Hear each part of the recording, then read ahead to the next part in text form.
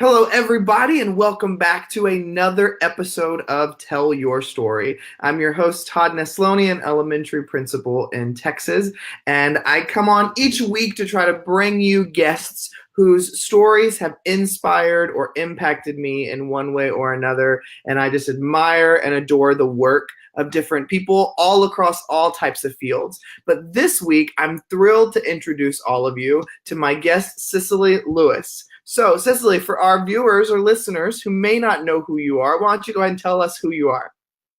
Hi, everybody. My name is Cicely Lewis, and I'm a school librarian from Meadow Creek High School in Norcross, Georgia. And I'm the self-proclaimed Read Woke librarian. Love it. So, Cicely, how long have you been a librarian? I've been a librarian for 4 years. This is my fourth year, but And I've what been did in you do before education that? for 16. What'd you do before that?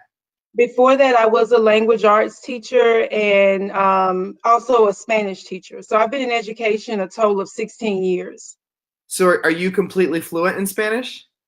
I like to think so, but there are some situations where I get Right. caught up. But yeah, and I can't understand a lot of rap music in Spanish. But I would survive. I would make it Mhm. through, and I would survive in a country. If I was dropped there and nobody else spoke English, I would make it. I would make it. I Yeah. love it. So, Cicely, you taught for many years and then decided to kind of switch over and move into a librarian role. What kind of led you to that decision? Well, I initially, the progression is always, oh, you become a teacher, then you become an assistant principal, then you become a principal, and then you move up that way. And so I thought that was what I was supposed to do. And then I took a look at the profession of being an assistant principal and leadership, and I was like, that is not for me. And I tip my hat off to you guys because you do a great amount of work and people really don't see it. Mhm. And I knew I wanted to continue working with kids on an instructional level, but I also wanted to help teachers. And I also wanted to create. Yeah, all the teachers in my building, they were like, you creating these amazing programs in your room. You should be doing something. You should be an event planner. You should be a party planner. And I was like, no, I don't want to do that. So I started working with our school librarian and I saw what she was doing. And I was like, this is what you do. And I was like, this is the job for me. Right. And I just shadowed her. I kept watching her, and people told me, oh, don't even invest in that, because I had to go back to school. Don't invest in that. That's a field that they're never going to hire you. People die in that profession. And one of my coworkers said, look, that's what you want to do, you do it. And Right. so I just took a chance. I took the classes. I talked to my principal, and he believed in me and he gave me opportunity. And that's the best decision I ever made, ever. I love that. I love that. So, what do you think is the biggest misconception that Mm. even you may have had about a librarian that you've learned since becoming a librarian? The biggest misconception, I would say, and I'm going to be honest, I was like, God, that job, it just looks so easy. It looks fun and easy. And I was like, and when I got in there the first day, I was like, oh my God. That being a school librarian is one of the most difficult. It's challenging. It's rewarding though. But you work nonstop and you have so many roles and you're servicing the entire school. Mhm. So you can't have a day where you're like, I don't want to talk to any of these teachers today. I'm closing my door. I'm just going to teach my class. No. Every Yeah. day your door is open, people coming in, and you've got to turn it on and you got to help. That was the biggest misconception I have, and a lot of people have that. People come in and say, "Oh, you don't do. Oh, it must." They'll come in right after 200 or 300 kids have left and been inspired by the Read Woke Challenge, and everybody's gone, and we're cleaning up. Oh, you don't do anything in here all day, and I'm like, check Yeah. my social media page. That's right. That's right. And so many people think that librarian is just a checking books in and out, and Yes, it's not. I spent a lot of time with the librarian at our school, and it's so much to it. yes, Even with yes, all the behind the scenes stuff of ordering books, getting books yes. cataloged, getting books Mm-hmm. on the shelves in the right spots, like Mm-hmm. that part alone is so Yes, time consuming, and that doesn't even yes, take into account all the work now you got to do with the kids too. yes. Yes, and I'm a big instructional person, and so the librarian before me wasn't so much, and so I think that was a big shock to people when they came in. They were like, "You're teaching classes," and I was like, "Yes, I'm a library teacher. I'm a librarian teacher, teacher librarian, if you will, and teaching is one of my that's my passion, and that's what I love to do. So of course I'm teaching, but that that is true. But they think we just stamp books all day and read. I don't get to read at work. I don't. I Yeah. hate that. I love that. Well, you've mentioned it a couple times, kind of offhandedly, but your social media handle is Read Woke Librarian. Tell me a little bit Yes. about that, where that came from. Well, first of all, let me show off my shirt that my wonderful. I hope y'all can see it. My sister, her name is Cheney, and she is a. I feel like my light got too bright then, but she is a fashionista, and she helps me with all of my, clothes and everything, and my shirts. And I'm trying to get my lighting right. Is that too bright for you? Oh, there it is. There we go. Okay, so It'll work.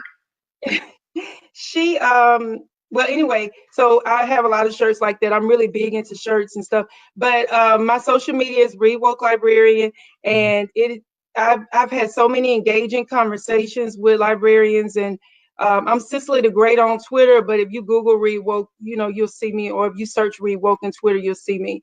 And it's because of the challenge that I started. That's how I chose that handle. So tell me about this challenge. Okay, so the challenge is the students have to read a certain amount of books, and I provide a list for them, or they can actually prove to me a book is a Read Woke book. And they read these books. They have to participate in trivia. They have to participate in a panel discussion. Also, making a public service announcement. We do so many different activities with them just to make sure that they read it. We use a Google form to assess them in the form of a reflection to see their awareness from the beginning to the end. And then they get a T-shirt, they get free books, they get to have an author visit. Either the author comes to our school, or I will drive them to the author. And they also get their picture on our Instagram page, which they totally love, Yeah. and our Read Woke Wall of Fame. So that's the Read Woke challenge in a nutshell. And that's all done through the library. All done through the library. Yes. That is amazing. So what do you see? I mean, where did this idea even come from to do this with these kids? And what age kids are you working with? The last part I didn't hear, but you said where did the idea come from? Yeah, and what age kids are you working with? So I work at Middle Creek High School, and it's the best high school in Gwinnett County, the most diverse high school in Gwinnett County. And I'm working with 9th through 12th graders. Okay. And I've been a lover of books forever, and so I saw the cover of Essence magazine, and they had these beautiful women on there, and they had on these Stay Woke shirts, and I was like, gosh, I want one of those shirts, and I was like, it'd be better if it said Read Woke, because everything I do, like when I'm driving down the highway and I'm listening to Cardi B and she's singing, I'm like, ooh, if I put books into that song, how would it sound? Like, that's all I do. Like, I've made up so many songs on my way to work, and my husband's like, you are so right. But so I was like, I can see these women, I can see my students in these shirts. And then I was like, but I can't just give them the shirts, because first of all, I don't have the money to just give them a shirt. And I don't like charging school students for anything. Like I don't like them having to pay for anything. And so I was like, well, maybe I can get them to read and read these different books. And I already knew off the top of my head, I could name the books that were Read Woke books. And then I needed more, because I didn't want it to just be about race. I wanted it also to include the LGBTQ community, also to include mental health issues and poverty, and social class and all those different things. And so I went online, and I got on Twitter really heavy, and I just started engaging in conversations with other librarians and teachers. And I was reading the school library journal, the back, they have all these different reviews. And I just came up with my list. And then I started taking the pictures of the kids, and that were coming in and they wanted to do it. And then I remember tweeting so much, and then I saw something about the school library journal looking for librarians who are doing something really cool. And so, in their library, and we connected, and they wanted to share my story. And from there, it has just blown up. It's been amazing. So, if we have any listeners or viewers who Mhm. don't even know what the term read woke means, how would you Mhm. describe that to them? So read woke, I say it's a feeling, it's a movement. It's not just a challenge. It's like an entire lifestyle. It's a mindset to encourage these young minds to become uh, more tolerant and educated about their rights, and not only their rights, but other people's rights, so that they can learn to treat people with a form of respect that we all deserve. I And love all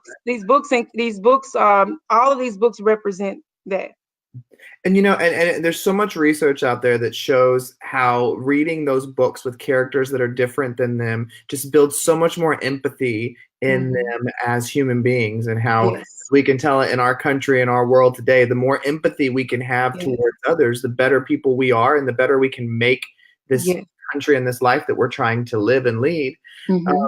what is some of the books that you have really shared with those students that you have seen make a really big impact? Well, of course, The Hate You Give was turned into a movie, and I have kids, Muslim kids, white kids, black kids, kids from all over that just love that book, and they connected. And then Dear Martin, Nick Stone is the best. I know she came to our school. Hilarious too. Like she is a fire. Yes, she's amazing, and she really connected with the kids a lot. And then one that lately I've noticed is Being Jazz, which is about a transgender teen, written by Jazz Jennings. And I had a football player. We had a book tasting where they were a read woke book tasting where they got to sample these different books. And he was looking at the book, and I was just walking by, giving them opportunity to just taste the book. And they taste the book by looking at the cover, reading the first 2 pages, reading the back. And I heard him say, it must be really hard to have to live your life like this, to have to go through these things and to have to deal with other people, bullying you and stuff like that. And just to hear him say that, it just really, really, it really, really made me feel really good. And I really felt like this guy is going to be totally different from reading this book. His perception, his views, and the way he treats transgender people, I know that that's going to have an impact on him. I love that. What is a book that's really impacted you recently? um God, there's so many. Like, I was gonna say it's probably a really hard question to answer because I know it would be for me too right now, but yeah. I just read Watch Us Rise by Renee Watson and Ellen Hagen, uh, and I was just like, fight, females rule, fight the power. Like, that book is amazing. And also I read The Poet X by Elizabeth Acevedo, and I got a chance to meet her at the Fame conference in Florida. Shout out to the Florida media specialists. Those women, they know how to throw a conference. I'm just gonna tell you that. I'll try to be back every year. They are amazing. But she got up and she spoke, and she is oh my God, her poetry is so amazing, and her story about coming up and being a minority. And she tells this story about a rat that, if you guys ever meet her, ask her the story of the rat. It's amazing. But those are just a few of the books that lately have really impacted me. yeah, The Poet X has been on my to read list for a little while now, and so now again hearing it from you, I'm like, God, okay, there's all these reminders that I need to be reading this book next. I'm Yes, sure that it's book so is many wonderful amazing. It is so amazing. You'll love it. I promise you will. So, talk to me about the student makeup at your campus right now. You said it's a pretty diverse campus of students, Yes. right? Yes, we're almost we're like at 65% Latinx, Hispanic students, and they're from South America, Central America. They're from so many different countries, and then we have different other diverse group of students as well. We have a really high ELL population, and you can, the great thing about my school is I can walk through the cafeteria or through the library and I can hear 5 different languages in one, like one walk. That's the amazing thing about my school. And you go through go to the cafeteria and you see a table full of kids, like it looks like the United Nations meeting, sitting together. And so our school is, it's just a great school. And because I get to speak Spanish every day. That's one of the reasons I love working there. But our kids are so full of passion, and they really inspired me. I didn't mention this, but when DACA was repealed, Mhm. and for those of you who don't know what DACA is, it's a plan that was set in place by the previous administration to allow students who were, or children, or people who were born here, um, who were not born here, but who were brought here at an early age and who lived here their whole life. It offered them a path to citizenship, and so it offered them an opportunity to be able to work and be able to get their license and stuff like that. And that was like a godsend for my students. I remember when it passed, and so when it was repealed, the students in my school, they came, I mean, they were crying, they were texting me. It was such a sad day. Yeah. And so I knew that I wanted to do something. I knew I had to do something. That was last year, last school year, because every year I have a theme, and I had a Harry Potter theme, we had a baseball theme, and I knew I wanted to do something to really touch on that subject, but I wanted it to be educational too, so that the kids could really like form their own opinions, not me preaching to them, and also it be academic too. So, and this Love, was a great way to open up the conversation for them. I love that. Did you grow up in a school that was that diverse as well? No, no, I'm from West Point, Mississippi. Shout out, and I see some people from West Point watching. So, um, I'm from West Point, Mississippi, and we were. It was a white.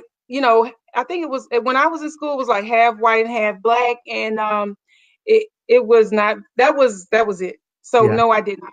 Hmm. Do you see any of that upbringing and what you went through as a student going through school playing into some of the decisions you make now as an educator and trying to educate your children better? Yes, because in my school, I found out about Richard Wright, because my sister went to a local community college, and she came home and she just dumped her books down. And I don't even think she read them, my oldest sister. And I saw she had Black Boy. And I read everything that came in the house. She caught me reading the encyclopedia one time and she told everybody.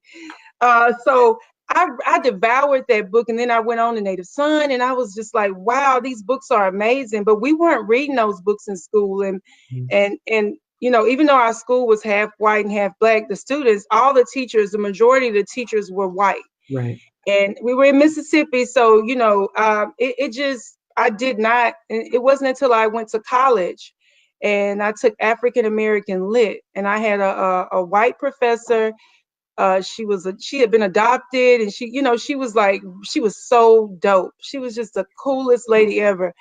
And I remember when we saw her name on the syllabus, we thought she was black, and then she came in and she was like a white lady, really pale with blonde hair, and we were like, what? And she really opened up my world and introduced me to so many great writers. So I know I wanted to do that for my students, because I just felt like when I was in school, it was like worksheets, answer this, and nobody really wanted to talk about race. Nobody really wanted to talk about, everything was so taboo. Like you couldn't talk about sexuality in school. I mean, it was just, if you were gay, you just hid it. You didn't tell anybody. And I mean, it was just, so I didn't, and even with my own kids, I wanted to be different. Mhm. So with my own children and my family, I wanted to be different. So yes, I definitely think that had impact. And then seeing the way that we were separated in school, even though we were in school with white kids, we didn't hang out with them on the weekends. We didn't eat lunch with them, and they didn't really know about us, and so I just felt like it was a big disconnect. And even when I go back sometimes now, I still feel that way. So I definitely want to do something different with my students.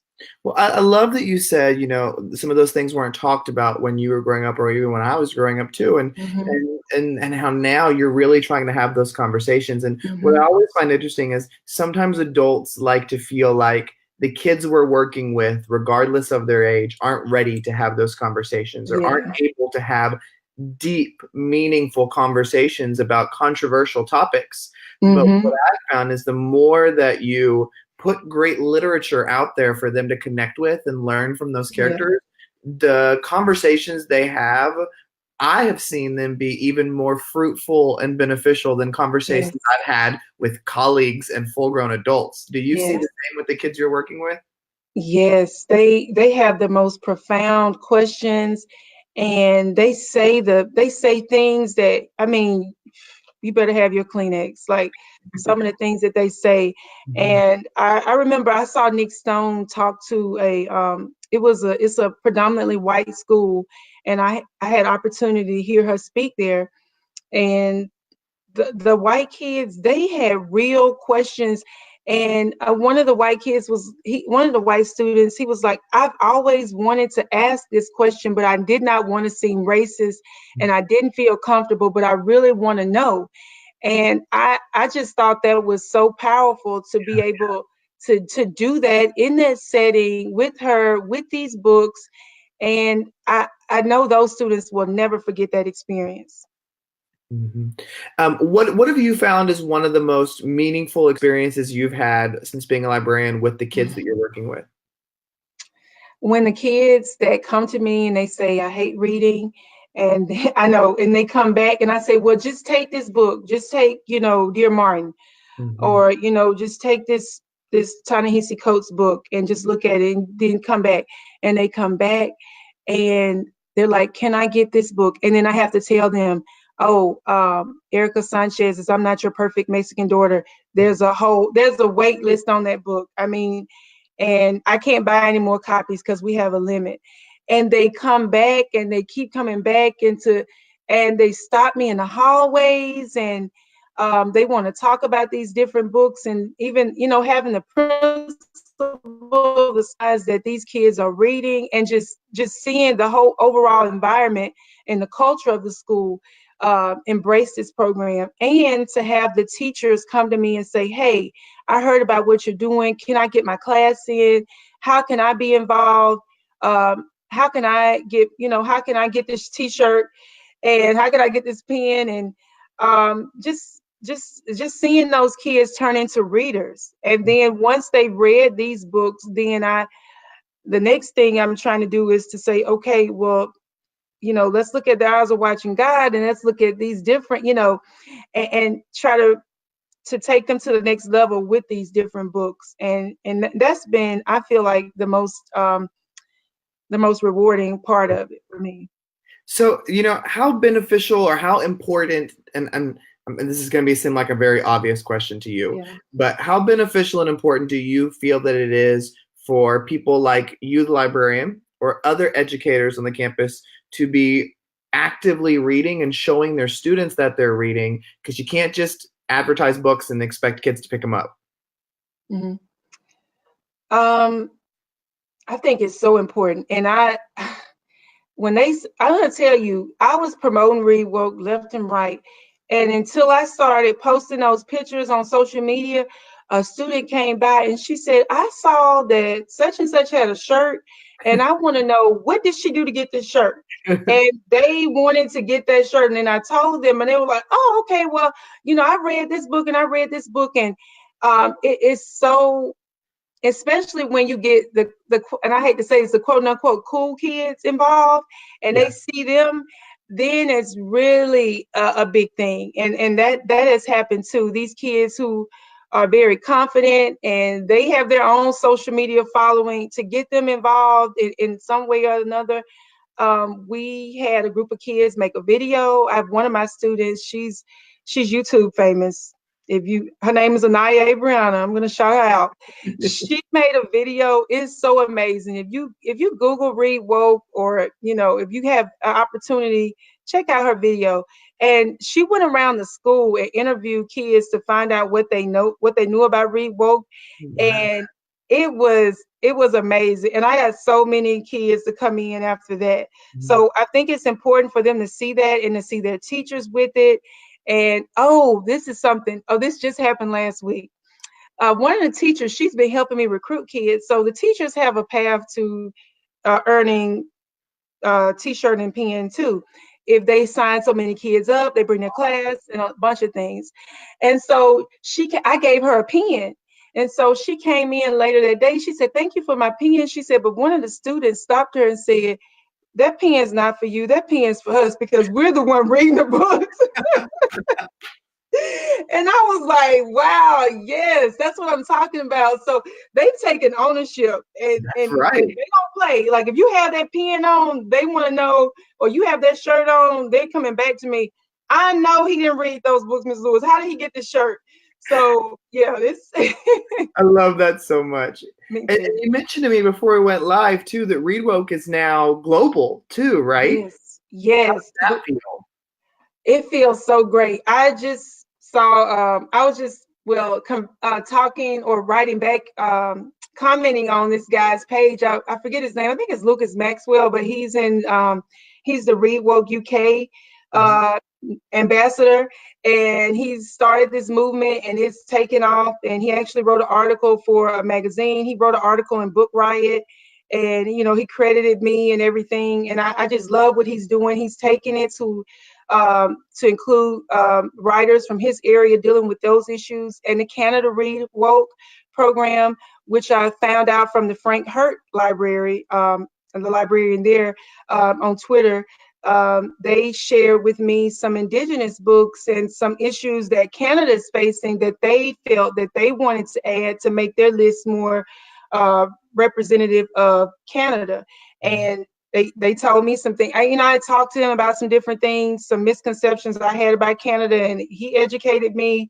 And it's just amazing. I had a librarian from Mississippi write me. I've had librarians in Georgia. I was in New York with the School Library Journal Conference, and librarians in New York, all over have just even in Norway on Twitter. And I think her name is Kim Tayo Dickerson. I'm probably butchering that, but she's a librarian or educator in Norway. And Yeah. she is the biggest supporter, and she's helping me promote. So it has really had a global impact, Mhm. and people everywhere are talking about it. And my students, they're so sweet. They were looking for a picture because we were making a PowerPoint. We're gonna put something up, and they said, "Can we get a picture?" I said, "Well, just Google Read Woke," and they Googled it. Said, "Oh my God, Miss Lewis, your picture's here." They said, "Oh my God, this is not just at our school," and I said, "Yes, this is everywhere." So what we've done at our school in Norcross, Georgia, has had a global impact. I love it so much. Well, Cicely, one thing what I want to end on is if there is one thing after our conversation today that you really hope stuck out or that people take away, what is that one thing? The one thing is that I feel like we are more alike than we are different. And we have to as educators, I feel like we have to put our own opinions and our own feelings and political views aside, and we have to introduce these kids and expose them. That's our job, is to expose them and to let them go through and make their decisions, but they need to be exposed. Librarians, I feel like we are the gatekeepers of knowledge, and it is our duty and our job to make sure that these kids have access to this information. So just because I don't like this issue, you still need to have a balanced collection. Just because most of the people in your school look this way, they still need to see other groups and be exposed and learn about them so that they can be better people and better citizens. So that's the one thing that I would like to say today to educators, is to step out of your comfort zone and do what's best for the students So, and so make them there's the mic drop. So thanks for that. Uh, No, but Cicely, I so much appreciate you coming on here and just sharing a piece of your story and some of the resources and ideas. You are doing such fantastic work, and I know that outside of all the global and around the other country and things like that, just the kids at your school, I know that you're touching their lives and changing them and opening their eyes and helping them get more woke. And so, thank you, Cicely, for coming on today and for all that you do for education. And I just want to thank you. I'm so honored to be here. I was like, he wants to talk to me. Like, what is he? So Well, I'm so honored to be here. And to any librarian or educator who's thinking about doing the Read Woke program, please use the name, use the information. I have material out there that you can have. It's free. You can email me or you can message me on Twitter. I will send it to you. I just want to see this program out here in every school. you're amazing. Well, thank you so much again, Cicely. And thank you, Thank all of our you. viewers and listeners, for listening or watching again. We appreciate you joining in every single week. And make sure that you check us out next week with another awesome guest. And as you go out this week, remember to be brave and tell your story because every story matters. Have a great night, everybody.